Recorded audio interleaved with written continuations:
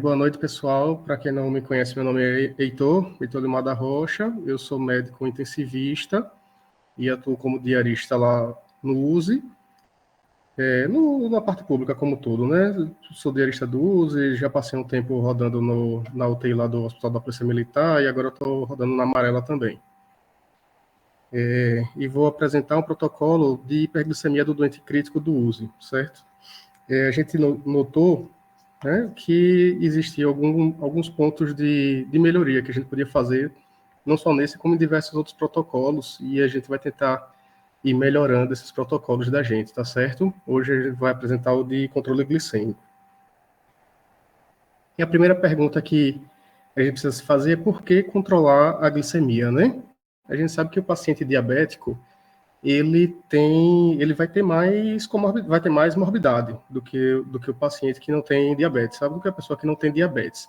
Mas o quão importante era isso na prática clínica, o quão isso é importante no doente crítico, não era bem conhecido. Ao longo do tempo foram feitos diversos estudos que foram dando um norte melhor para a gente, né? Talvez o melhor estudo aí que deu o start foi um estudo de 2001, que perguntava justamente isso: se o controle de glicemia com insulina melhorava o prognóstico dos pacientes críticos. Foi um estudo publicado em 2001 na New England Journal of Medicine. Foi um estudo feito pela essa Grit Vandenberg, estudo grande que deixou ela bastante conhecida. E a pergunta dela, o background dela era esse aqui.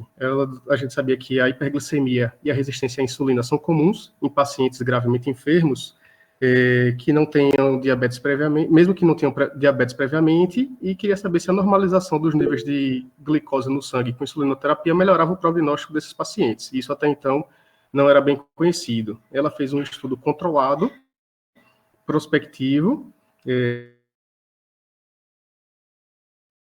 e não cegado, porque a equipe sabia quem estava recebendo insulina ou não, certo? Então, foi na UTI cirúrgica, aquela UTI que ela trabalhava, foi feita com pacientes que estavam em uso de ventilação mecânica para justamente pegar pacientes graves, né? Não era qualquer paciente, era o paciente que estava mais grave lá na UTI. E ela separou em dois grupos. O primeiro grupo fez um controle intensivo da glicemia com a taxa entre 80 e 110, e ela comparou com um grupo de tratamento convencional, que ficava ali entre 180 e 200, certo?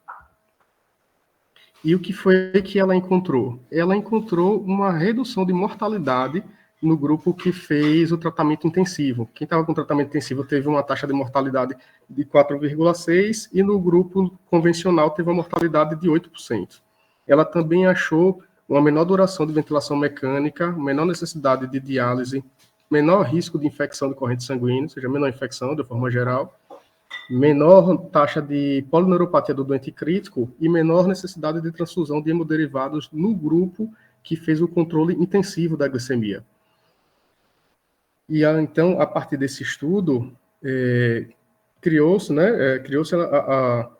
a necessidade, vamos dizer assim, no meio científico, de controlar melhor a glicemia dos pacientes da UTI. Porque reduzia a mortalidade e morbidade, certo? Só que também surgiram algumas dúvidas, né? Ela fez esse estudo numa UTI cirúrgica, não era de pacientes clínicos, será que aquela realidade dela ia ser igual nas outras UTIs? E novos estudos foram sendo realizados. Em 2006, ela mesma publicou um novo grande estudo, só que agora com pacientes clínicos. Mais um estudo bem feito da New England Journal of Medicine. O background dela era assim, insulinoterapia intensiva, ela diz que reduz a morbidade e mortalidade em pacientes cirúrgicos nas unidades de cuidados intensivos, né? Que isso foi ela mesma que achou no primeiro estudo, mas ela queria saber o papel em pacientes nas UTIs clínicas, que isso até então era desconhecido. Ela fez um estudo prospectivo, randomizado e controlado, um bom estudo também.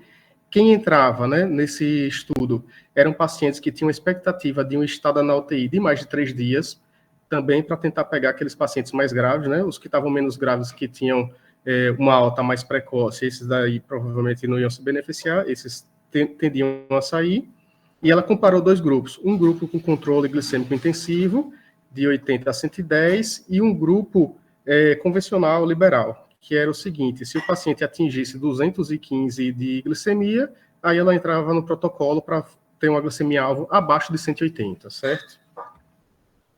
E o que foi que ela achou? No estudo de pacientes clínicos, a diferença de mortalidade não foi significativa, né?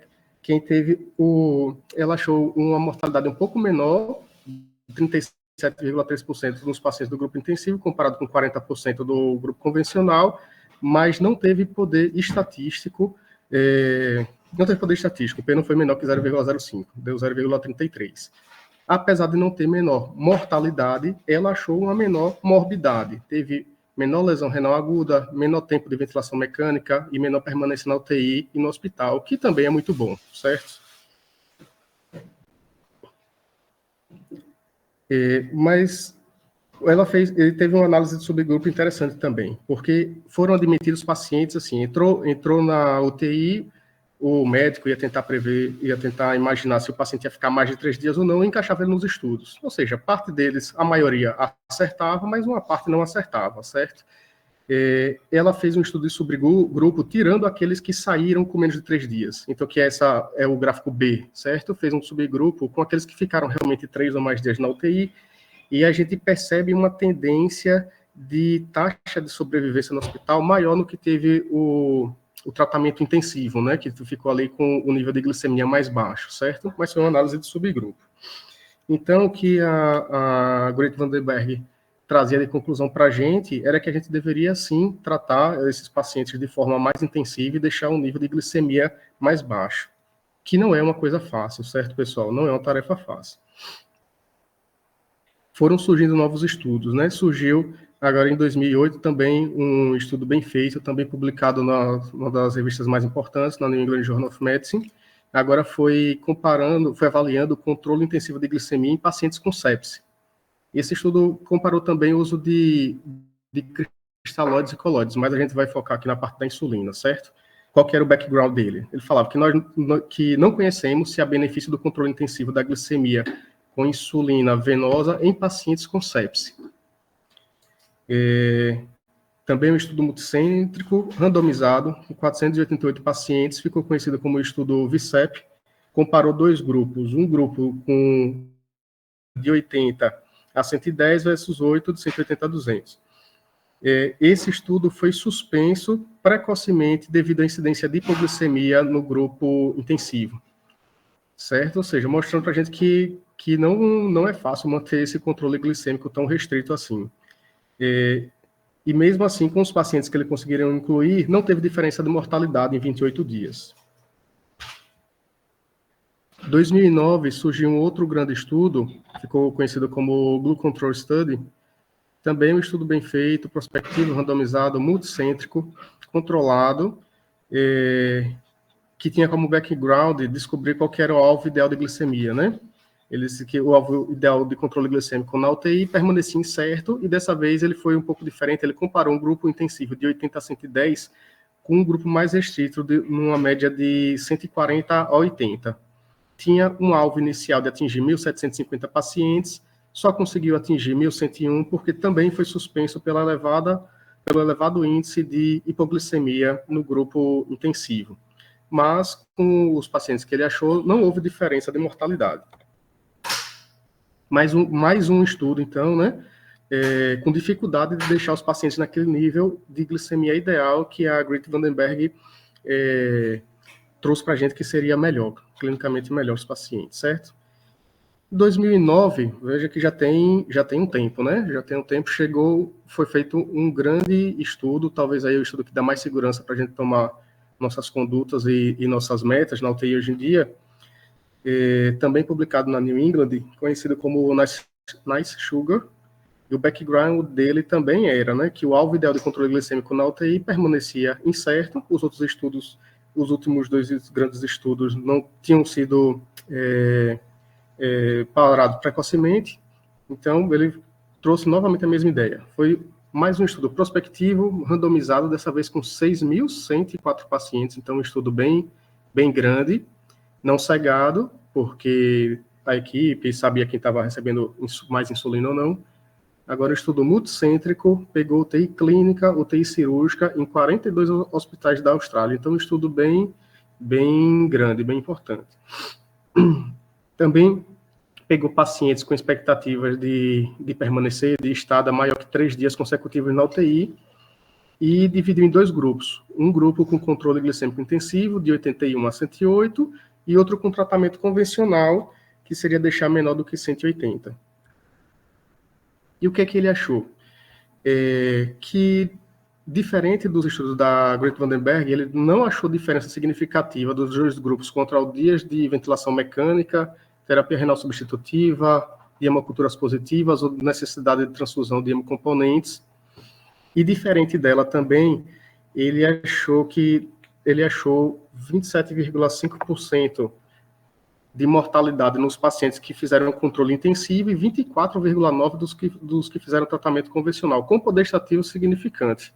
Ou seja, o maior estudo que teve, o mais atual, com 6.104 pacientes, achou que aumentava a mortalidade, na verdade, no grupo que tratava a glicemia de forma intensiva, entendeu? E aqui eu trouxe o gráfico mostrando de como é que ficava a média de glicemia, né, dos grupos no estudo. Na linha vermelha, a gente vê ali o grupo convencional, os pacientes iniciavam o protocolo ali algo em torno de 140 e ficavam entre 140 e 160, e do grupo intensivo também começava ali em torno de 140, mas eles abaixavam nos 2 primeiros dias e deixavam entre 108 e 120 aproximadamente. Ou seja, por que a gente normalmente quer ter uma taxa de 140 e 180? Porque o grande estudo atingiu isso, né? 140 e 180. Então, as conclusões que a gente tira são as seguintes: que a glicemia acima de 180 ela é deletéria para o paciente crítico, isso aumenta morbidade e mortalidade, que a gente já sabia, e que a gente deve ter como objetivo um controle glicêmico ali entre 140 e 180, ao invés do controle restrito, de 80 a 110, ou liberal acima de 180. Esse acaba sendo a nossa meta, certo? E por que a gente começou com esse protocolo, né? Protocolo de hiperglicemia lá no USE? Porque a gente tem alguns problemas importantes que a gente precisa corrigir. O nosso protocolo atual está desatualizado, ele não tem essas metas que a gente discutiu agora. O controle de 24 horas, né, o balanço da enfermagem, eu acredito que ele acaba induzindo ao erro no preenchimento, e falta treinamento da equipe. A gente não estava preenchendo direito nem o clássico do nosso protocolo, né? E a gente está trazendo essas aulinhas justamente para ir treinando a equipe, para ter cada vez uma adesão melhor, tá certo? Como é que é o nosso balanço, nosso controle atual, né?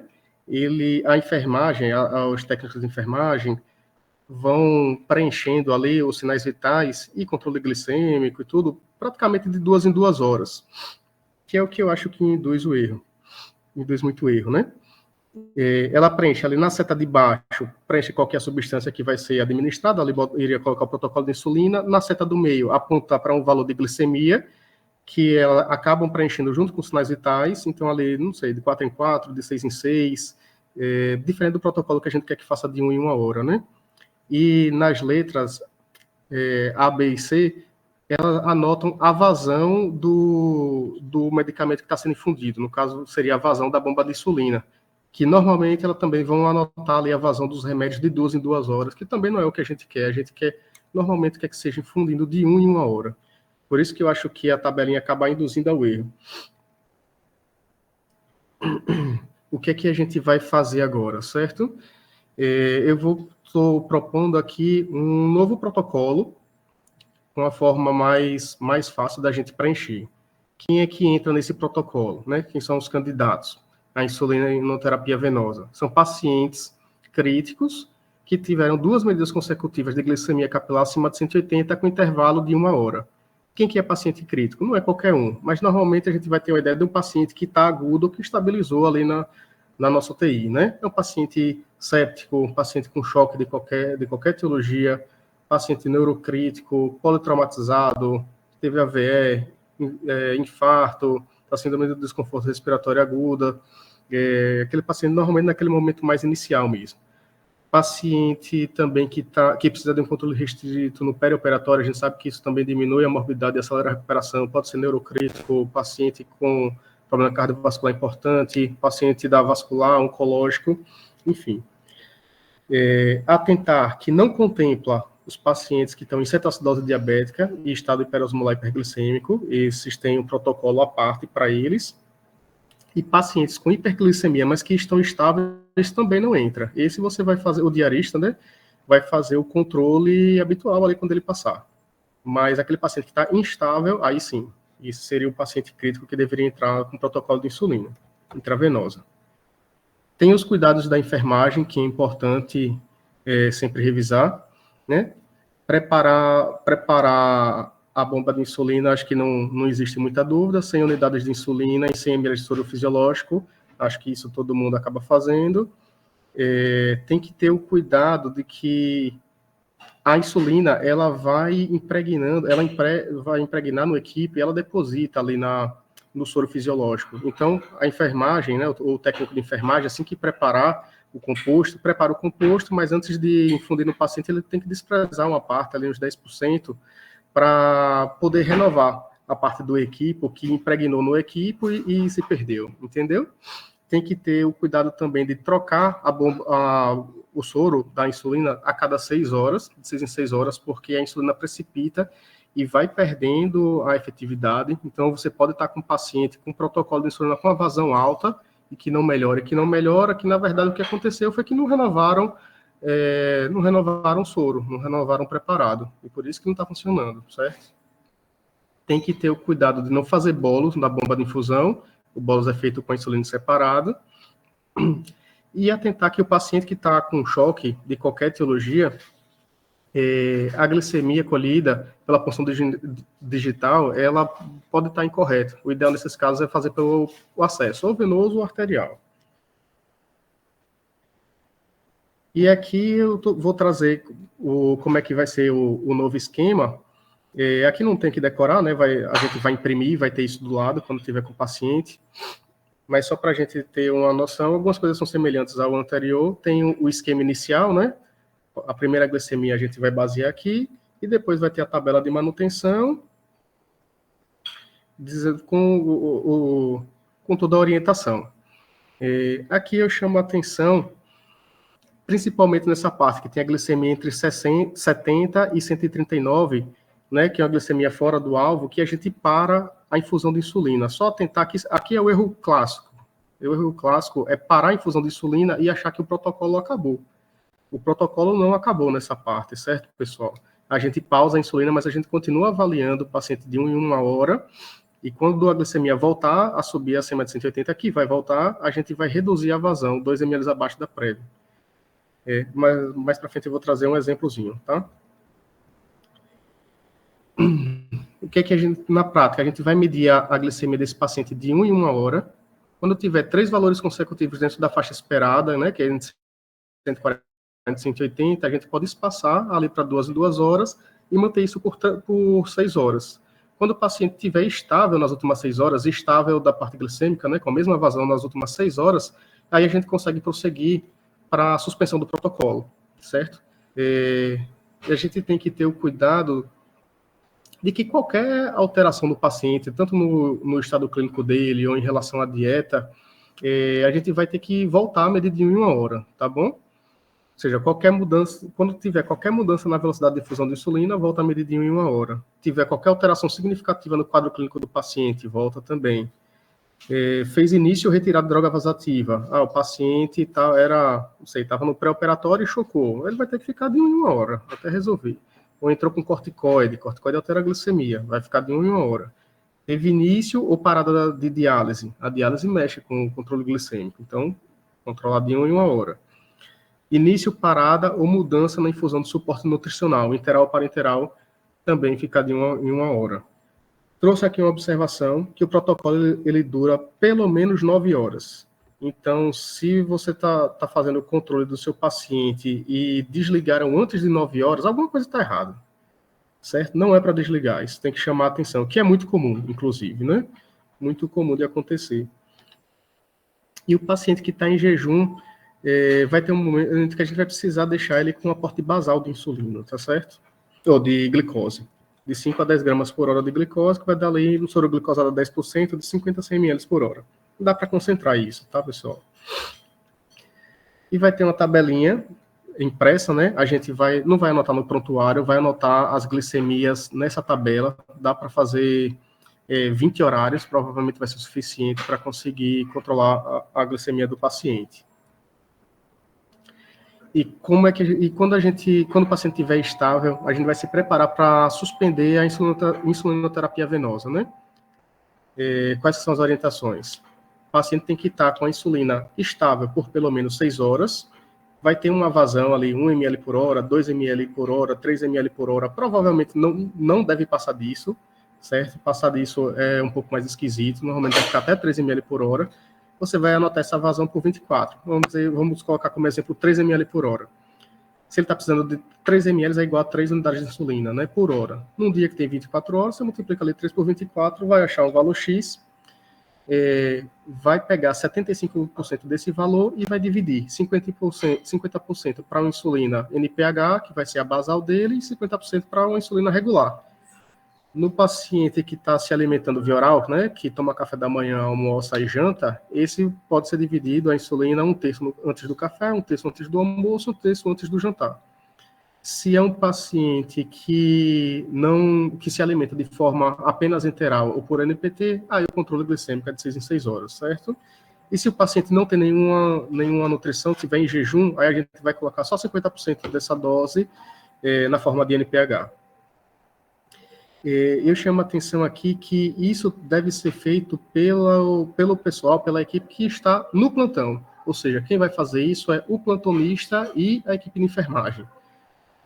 Os dois têm que estar juntos nesse momento. Não tem como a equipe de enfermagem desligar porque achou que estava na hora de desligar, nem a equipe médica dizer, olha, tá bom de desligar e acabou, desligar lá a bomba, virar as costas e ir embora. Não dá para fazer isso, certo?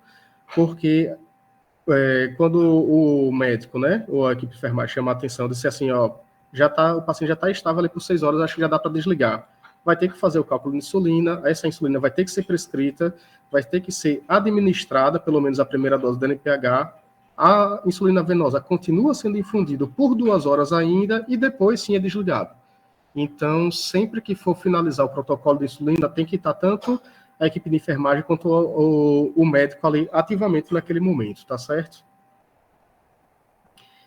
E aqui, como um exemplo, fiz um exemplozinho aqui, vamos dizer que um paciente iniciou uma glicemia de 200, o paciente está crítico por algum motivo, e ali meio-dia ele teve uma glicemia de 270.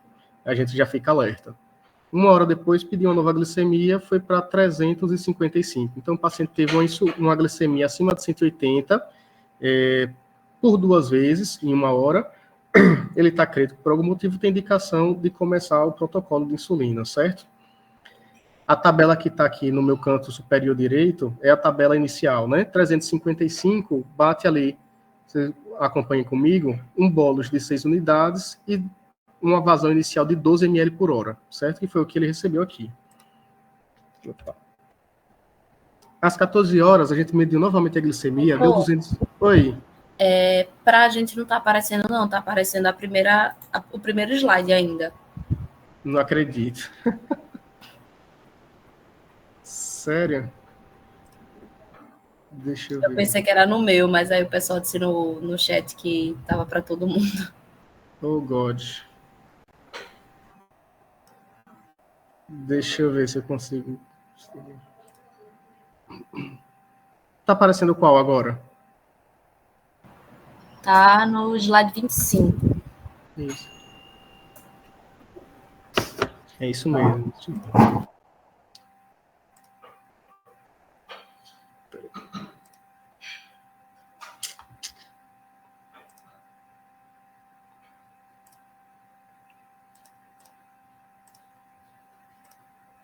Ele tá aparecendo o slide 25 ainda ou não?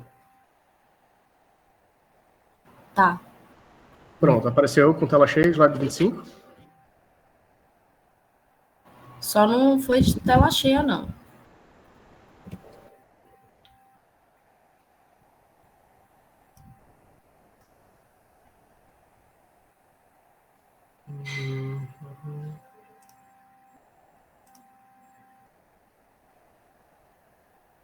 E agora, apareceu a tela cheia? Não, ainda está na do PowerPoint.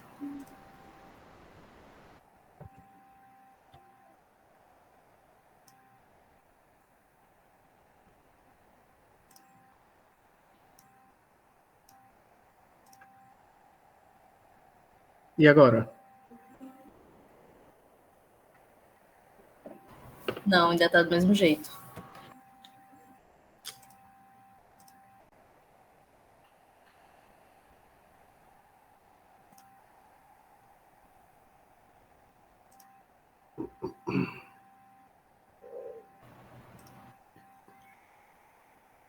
Mas dá para ver, se é só... Dá para ver assim?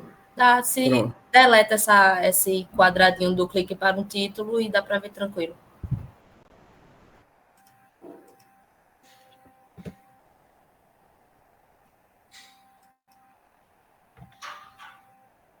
Pronto, agora tá bom. Tá bom. Vai ter nos outros também.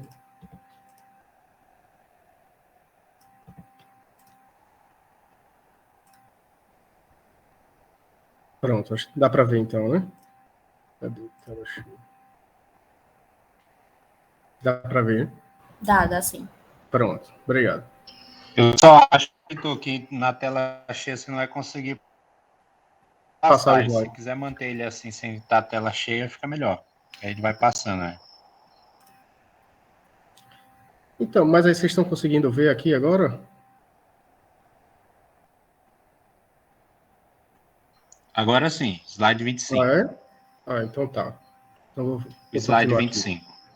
Pronto, é esse mesmo. Tá bom. Então vou continuar aqui no exemplo. Vamos voltar aqui, tá? Tá certo? 1 da tarde, o paciente deu 355. A gente começou com bolos de 6 e 12 ml por hora. Então a gente vai preencher aqui, né? Tem tudo para preencher, todas as caixas para preencher. Bolos de 6, vazão atual era 0, vai começar com uma vazão de 12. Depois ele foi para uma vazão de 280. Reduziu aqui 75, certo? 280 cai aqui, nessa parte. Ele teve uma redução rápida, né? Entre 50 e 100, foi 75. Apesar dele ter reduzido, a gente vai aumentar a vazão, aumentar mais 2, vai para 14 ml por hora. Depois disso, ele foi para 180. 180 está dentro do alvo que a gente quer. A gente não vai fazer nada, vai manter, certo? Pô, cadê? 180 a gente vai manter. Seria esse aqui. 140, 180 a gente vai manter, não vai alterar. Vazão atual. Ah, sim, só que ele caiu acima de 100. Ele caiu rápido demais. Na verdade, ele está aqui. Ele foi para 180, a gente vai alterar, porque ele teve uma redução muito rápida, na verdade. Foi maior que 50, então a gente vai reduzir pela metade. Vai para 7 ml por hora. 1 hora depois, deu 90. 90 cai aqui. A glicemia entre 130 e 139. A gente vai parar a infusão, vai garantir um aporte basal de glicose. Se ele tiver com dieta, mantenha a dieta. Se ele não tiver em jejum, a gente vai iniciar a glicose aqui nesse momento. Se ele já não estiver com, volta, mantém o controle de 1 em 1 hora. E quando tiver acima de 180, a gente volta a iniciar a bomba, né, de insulina com a vazão 2 ml abaixo da prévia. Então deu 90, a vazão atual era 7, a gente vai pausar, deixa em 0. Foi para 170, mantém inalterado.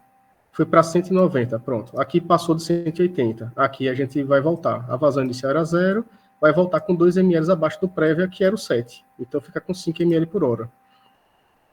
Próxima hora, deu 140.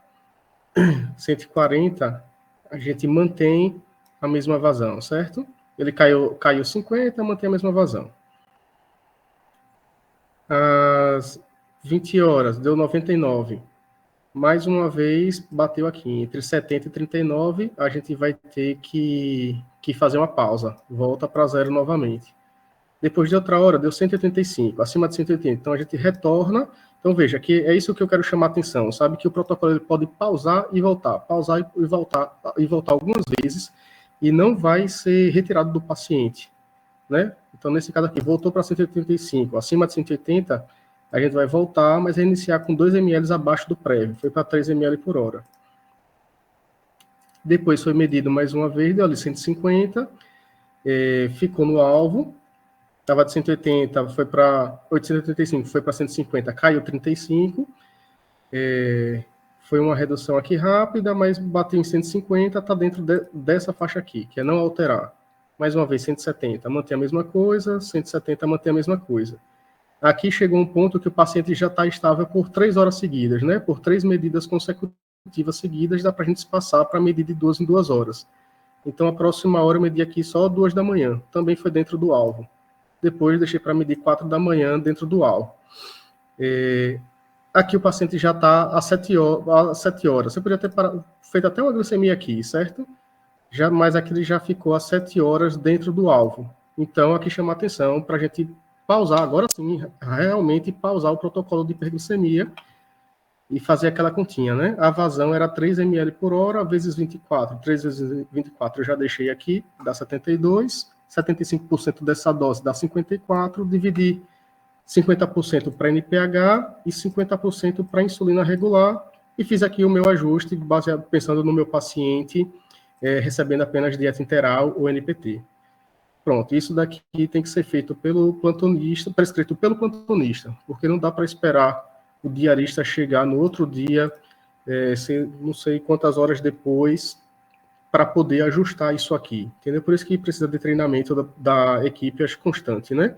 Porque se o paciente ficar várias e várias horas com o protocolo desligado, ele pode até manter o controle glicêmico ideal durante um tempo, mas vai chegar um momento que ele vai voltar a ficar hiperglicêmico, porque ele não vai ter nenhum suporte de insulina basal.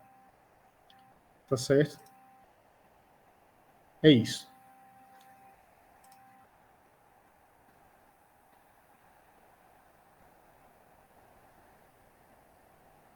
É isso. Alguma dúvida, pessoal?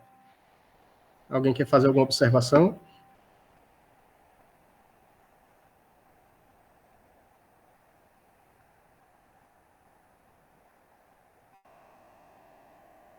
Eu achei que tinha pessoas com a mão levantada, mas não está aparecendo mais.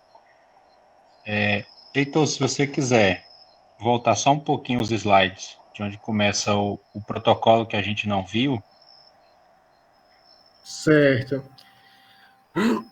Isso tudo aqui vai tá escrito, certo? Certo, pessoal? Aqui fica visualmente pior, mas na folha que vai estar impressa vai estar mais bonitinho, né? Acaba sendo mais organizado. Mas começa aqui, ó. O protocolo é esse, começa o protocolo de hiperglicemia no paciente crítico, né? Que é esse, ou com sepse, ou choque séptico, ou neurocrítico, né? Aquele paciente com TCE grave acabou de chegar, AVE hemorrágico, isquêmico, enfim, politraumatizado, aquele que acabou de infartar, aquele que está com síndrome do desconforto respiratório agudo. Esse paciente chegou e tem 2 glicemias acima de 180, esse é o paciente que mais se beneficia a longo prazo aí de um controle intensivo de glicemia. Por isso que a gente inicia o protocolo para ele. Paciente de perioperatório também. Perioperatório que está com descontrole glicêmico vai ter aumento de mortalidade, vai ter período de cicatrização também, o paciente que a gente tem que começar. Então é isso, o paciente está crítico, está instável, está com glicemias elevadas, a gente inicia o protocolo. Diferente do paciente cetoacidose diabética, de estado de hiperosmose hiperglicêmica, que é um protocolo à parte, certo?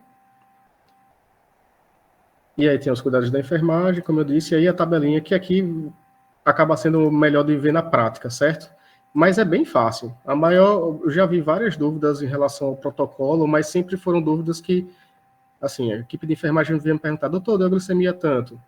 A gente vai, bota em quanto? Eu não tenho nada disso decorado, né? Ninguém tem decorado, na verdade. É parar aqui e ler com calma. E aí a gente vai achar o que vai fazer, certo? É isso que você queria, Arão?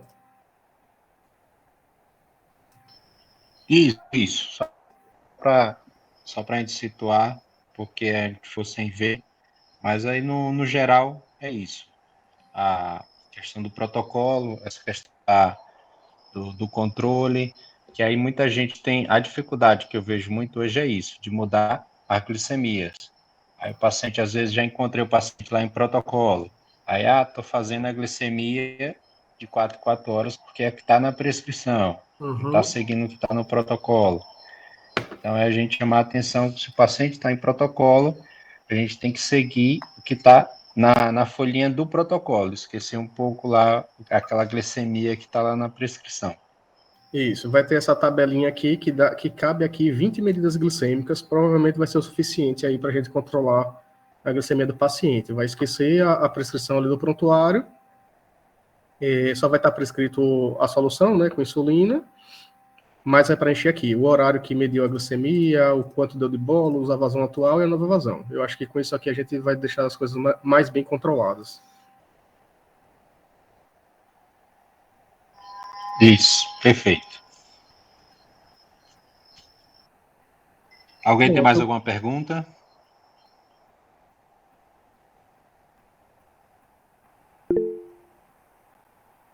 É Flávio. Pode falar, Flávio. Boa noite, gente. Sou Flávio, atuo lá na Amarela.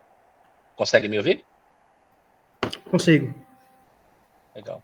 Sou Flávio, atuo na Amarela e comecei uma atuação também na UTI recentemente. Heitor, uma sugestão, né, que você, quando retornou lá no início, você falou sobre os pacientes, né, onde se aplica, talvez usar uma sugestão como critérios de inclusão, aqueles que você falou aí como critérios de exclusão, fosse legal usar essa nomenclatura, porque você consegue deixar bem claro, né, para quem que você abre o protocolo, quando você viu ali, paciente neurocrítico, paciente não sei o que, nessa condição, acima de 180, e tem isso, critério de inclusão. E de exclusão, seria aqueles outros que você também apresentou ali, então, de repente, fazer uma diagramaçãozinha bonitinha poderia ajudar. Mas a minha dúvida, na verdade, é mais sobre responsabilização disso, né? A gente acaba que tem setores diferentes, com níveis, vamos dizer assim, de trabalhadores diferentes, com dedicação distintas, enfim, com formações diferentes.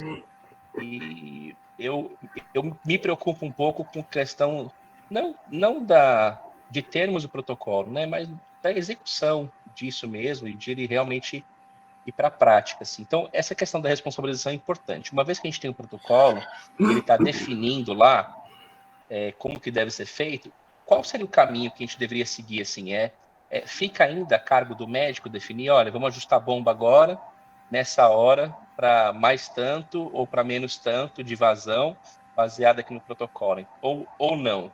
Ou outros profissionais, tendo um protocolo na mão, também vão ter autonomia de fazer essas mudanças na bomba. Então, essa é uma dúvida que eu tenho, e se ficar...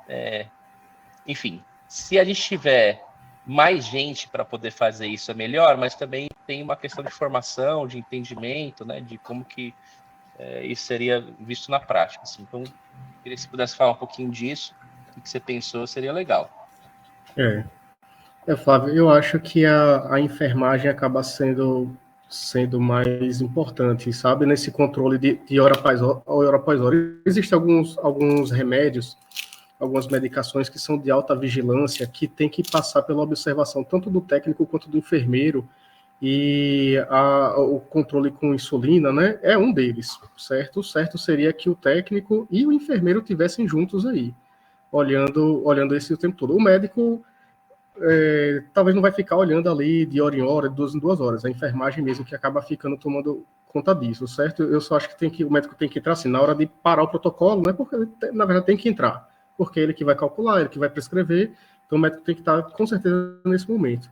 Mas de hora em hora, de 2 em 2 horas, seria principalmente a equipe de enfermagem mesmo, para olhar. Em questão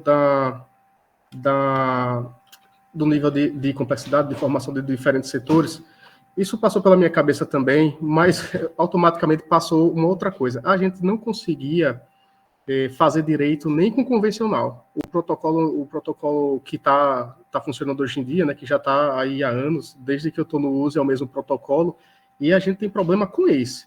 Então, eu acho que vale mais a pena a gente tentar educar a equipe com o melhor, né, o mais atualizado. Ter um esforço para educar com o mais atualizado. Eu não deixei isso explícito, mas eu acho que vale a pena, provavelmente você, eu, o que vou fazer isso, ou o Arão, ou o Bruno Leone, de, quando for para a UTI, passar a chamar os enfermeiros que estão ali e apresentar, né? Dizer, olha, tem um protocolo novo, vai funcionar dessa forma, vamos dar uma olhada, para chamar mais atenção da equipe de enfermagem para isso, né? Até porque teve uma baixa adesão, foram poucas pessoas que estão na aula hoje, não sei quem é da enfermagem, mas pelo menos as da UTI que trabalham comigo assim, não vi ninguém aqui. Então a adesão ainda foi um pouco baixa, a gente está voltando às aulas agora.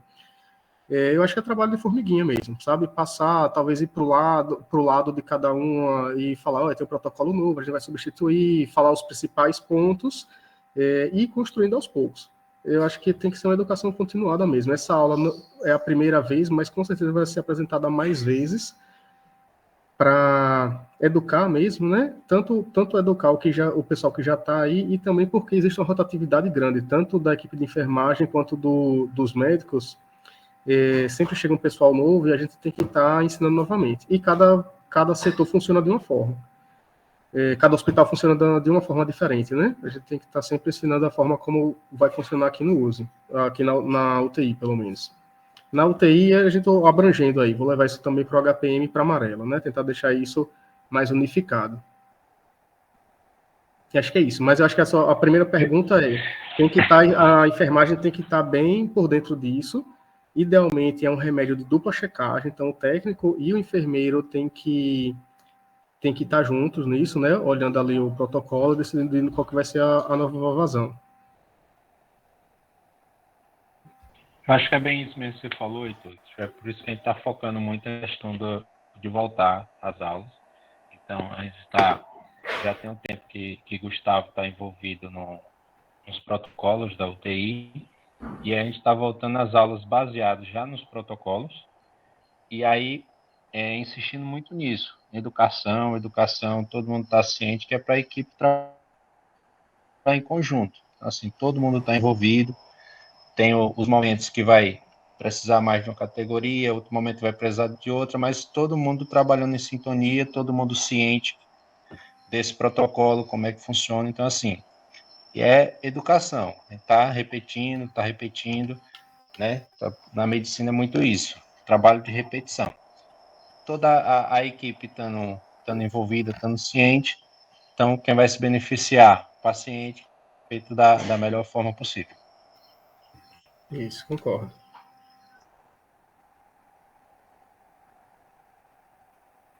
Perfeito, gente. Obrigado, Okay. viu? Mais alguém?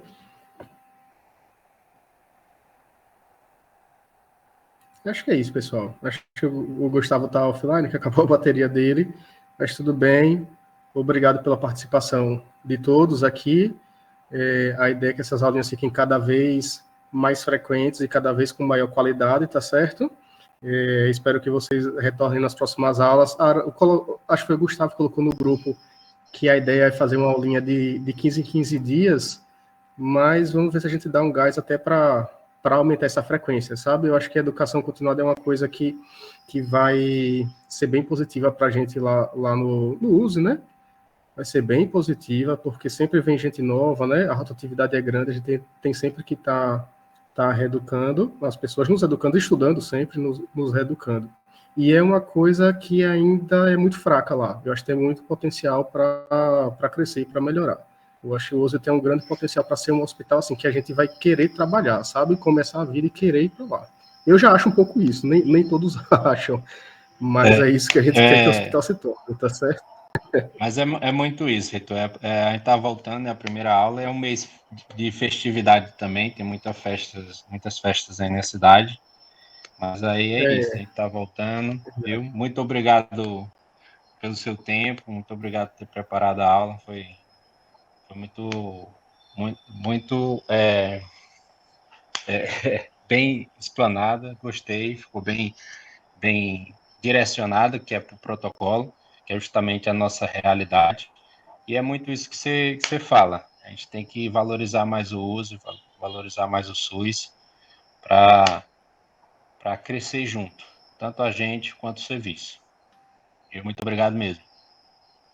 Valeu. Valeu, pessoal. E muito obrigado a boa todos noite, que disponibilizaram o tempo. e participaram.